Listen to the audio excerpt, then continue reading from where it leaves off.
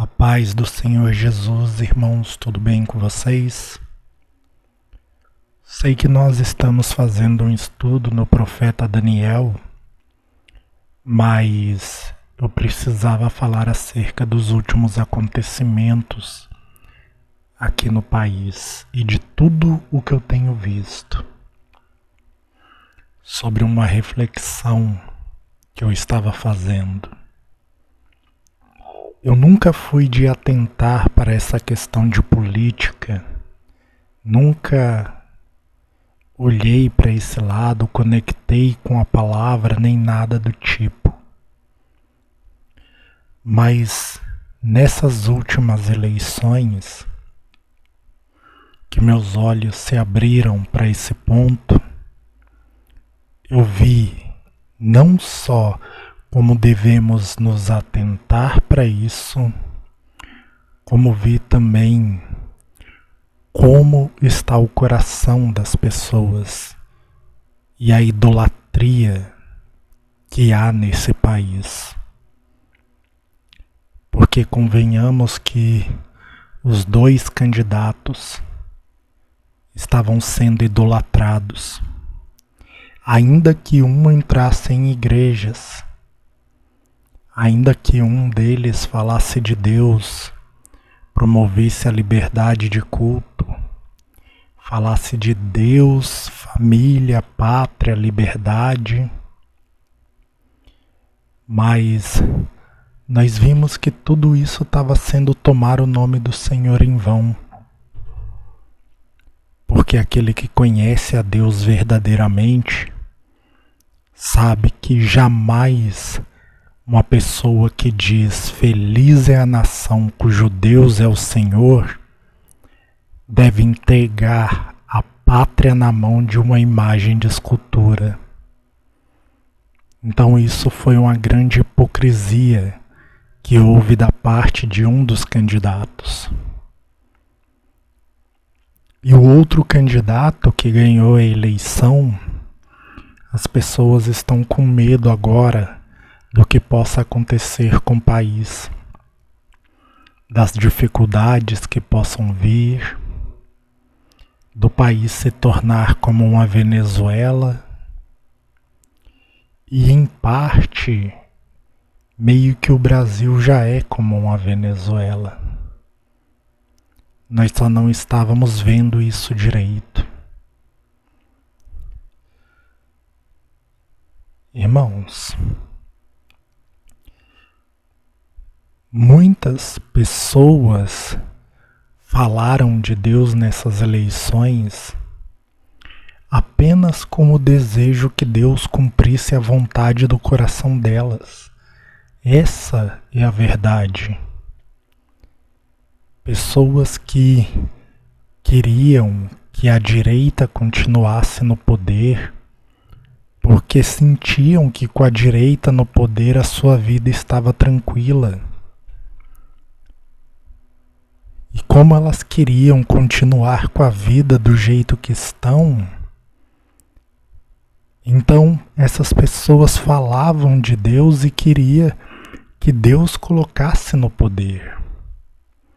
Muitas delas, durante a eleição, falou que seja feita a vontade de Deus. Mas quando a esquerda ganhou, a pessoa se revoltou.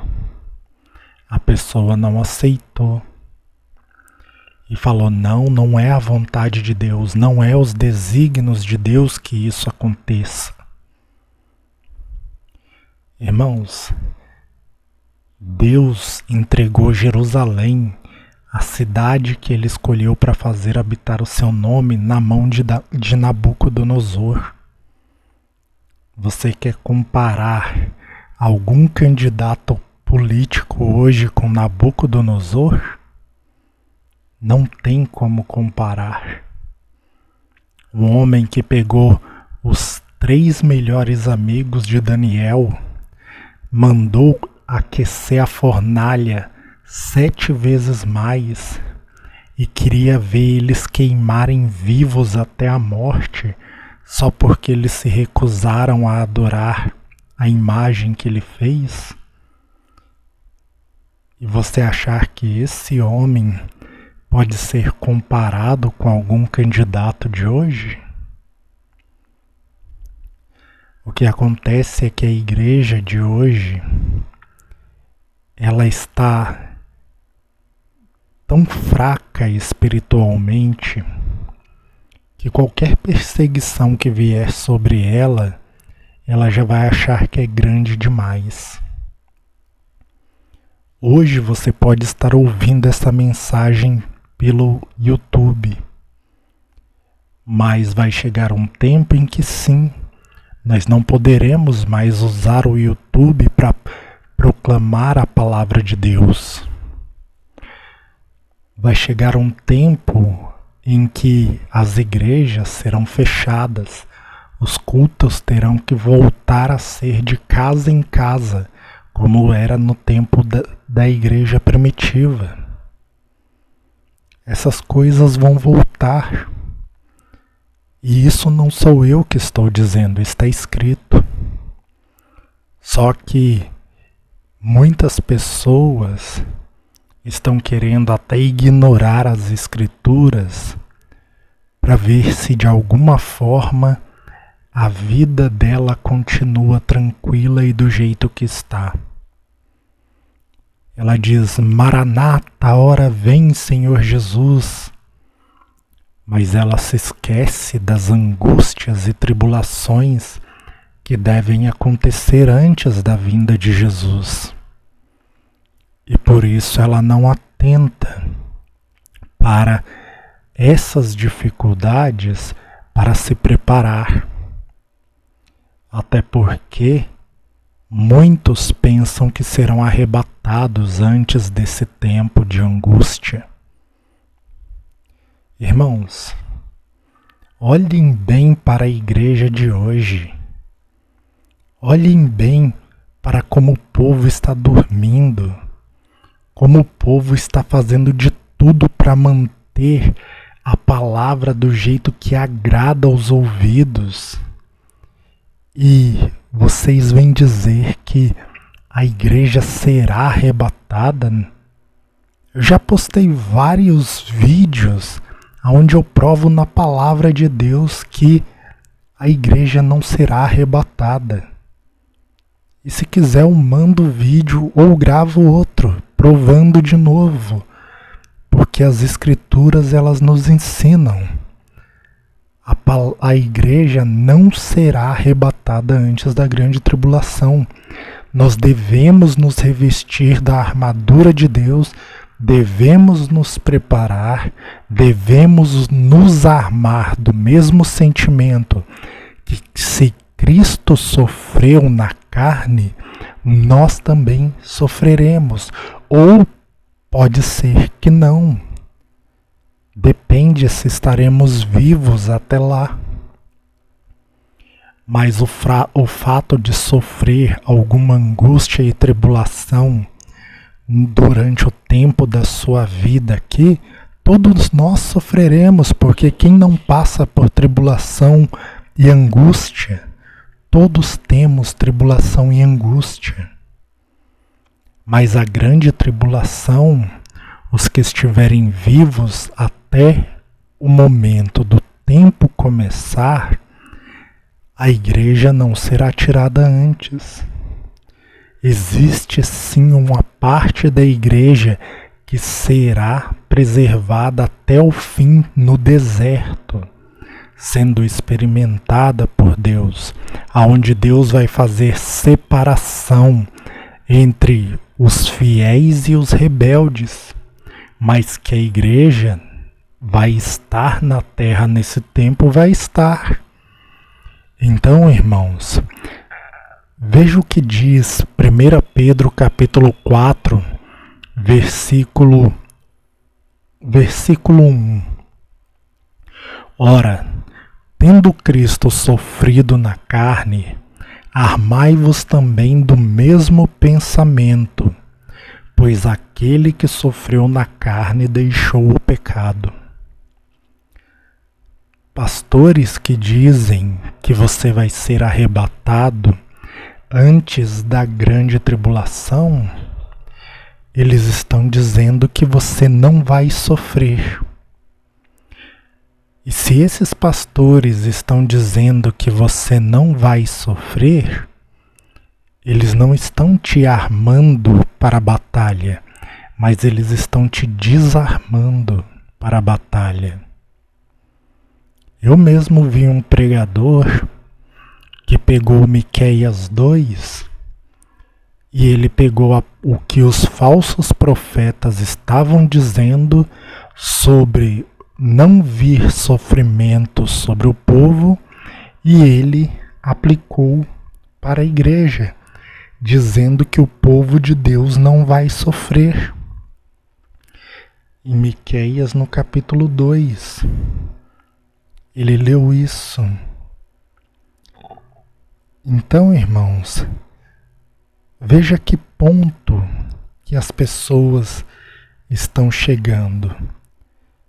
Ao ponto, depois você pegue a sua Bíblia e leia o capítulo 2 de Miqueias inteiro. Você vai ver que no começo do capítulo, o profeta Miqueias ele vai estar falando de juízo sobre o povo de Deus por causa dos seus pecados. Mas aí os falsos profetas, eles vão estar dizendo, a partir do versículo 6, não babujeis tais coisas, porque a desgraça não cairá sobre nós. Tais coisas anunciadas não alcançará a casa de Jacó. Então, os falsos profetas, eles dizem que Miqueias estava babujando palavras de juízo. E aí eles disseram que tais coisas não recairiam sobre eles. Tais palavras não alcançariam a casa de Jacó, ou seja, não alcançariam o povo de Deus. E esse pregador, ele pegou esta palavra e ele disse que o mal não viria sobre o povo. E a igreja começou a aplaudir. Por quê? É agradável de se ouvir, não é? Quem não quer ouvir que nenhum mal vai vir sobre ele? Mas olha no versículo 4, um pouquinho antes, diz assim: naquele dia se criará contra vós outros um provérbio, se levantará pranto lastimoso e se dirá: estamos inteiramente desolados. Então, vê aqui, Miqueias, que era o profeta do Senhor, ele estava profetizando palavras de juízo. Jeremias, capítulo 23, a partir do versículo 16, nos mostra também isso, porque diz assim: assim diz o Senhor dos Exércitos, não deis ouvidos às palavras dos profetas que entre vós profetizam e vos enchem de vãs, ou seja, de inúteis esperanças. Falam as visões do seu coração e não o que vem da boca do Senhor. Dizem continuamente aos que me desprezam: o Senhor disse, paz tereis. E a qualquer que anda na dureza do seu coração dizem: não virá mal sobre vós. Porque quem esteve no conselho do Senhor e viu e ouviu a sua palavra, quem esteve atento à sua palavra e a ela atendeu, eis a tempestade do Senhor, o furor saiu e um redemoinho tempestuou sobre a cabeça dos perversos. Não se desviará a ira do Senhor, até que ele execute e cumpra os desígnios do seu coração. Nos últimos dias entendereis isso claramente.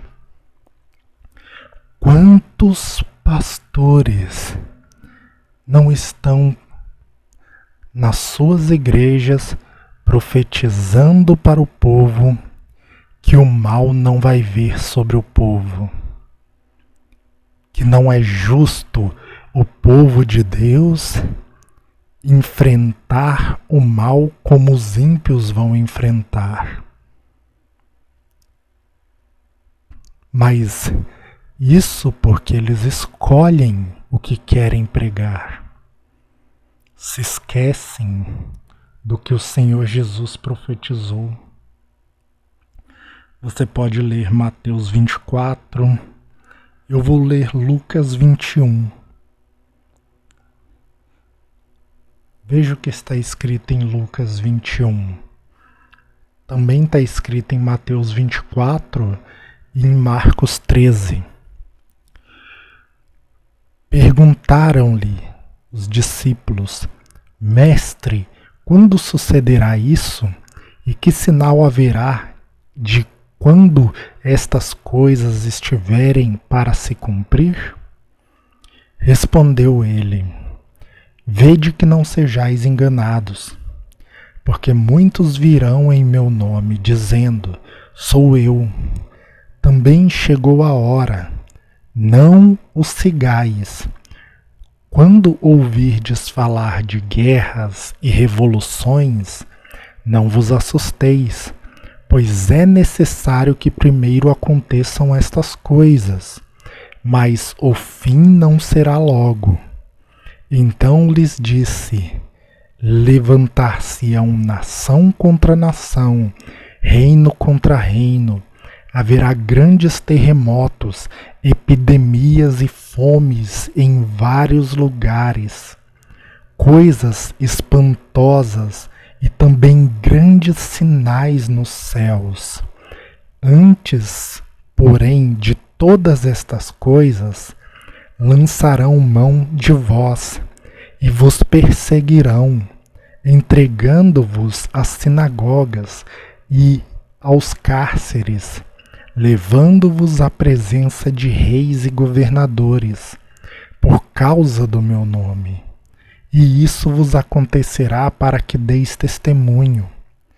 Assentai, pois, em vosso coração de não vos preocupardes com o que haveis de responder, porque eu vos darei boca e sabedoria a que não poderão resistir, nem contradizer todos quantos se vos opuserem, e sereis entregues até por vossos pais, irmãos, parentes, amigos, e matarão alguns dentre vós.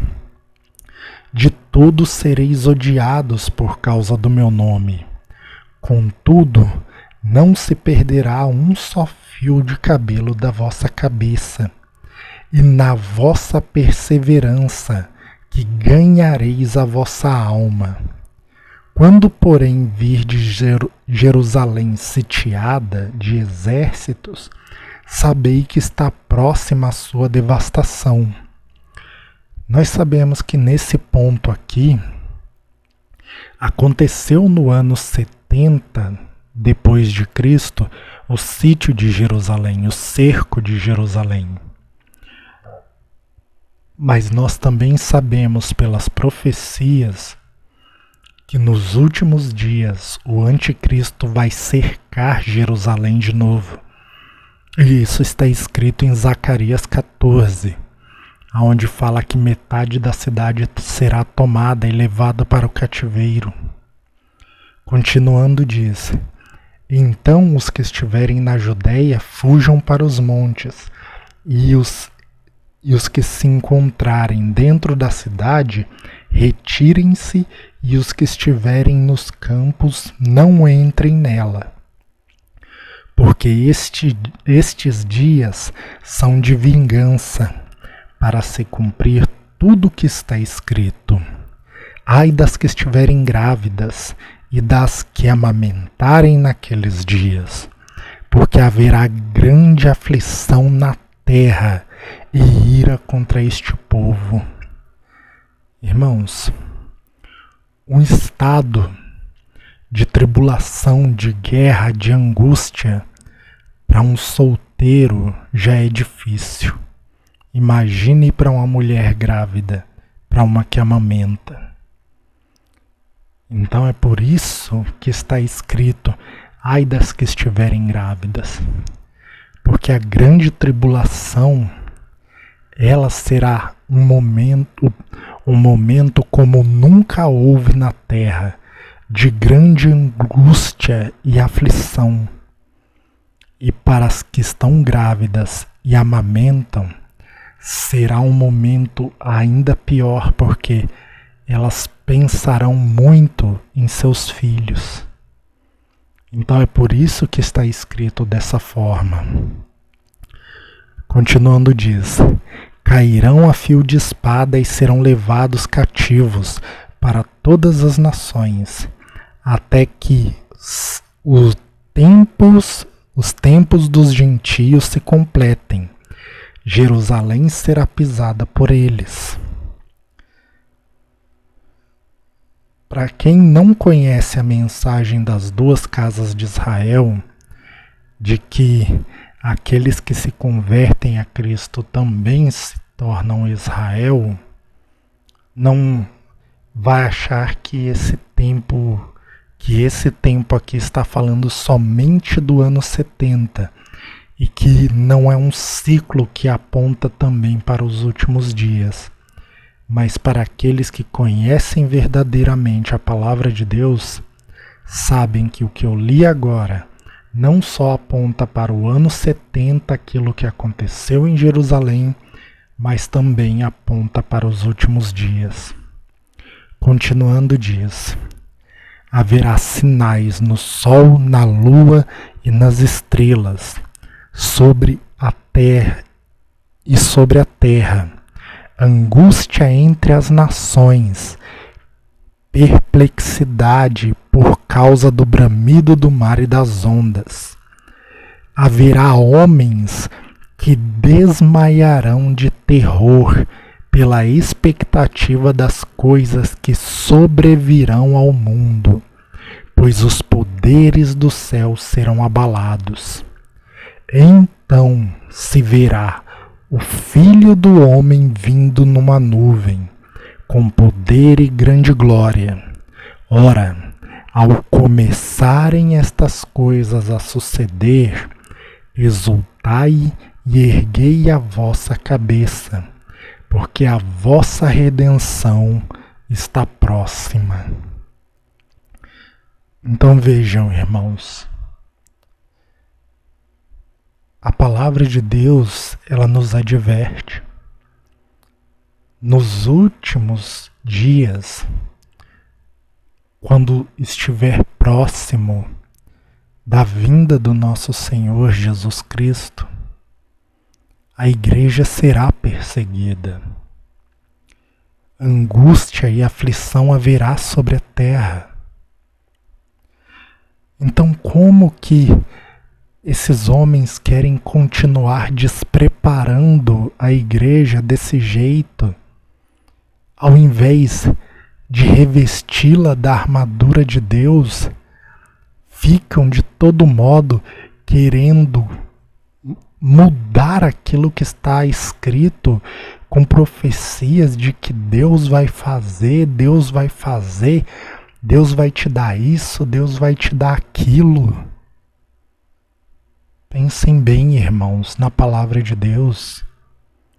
Se armem do mesmo pensamento que também teve Cristo Jesus, porque se Cristo sofreu na carne, nós também sofreremos.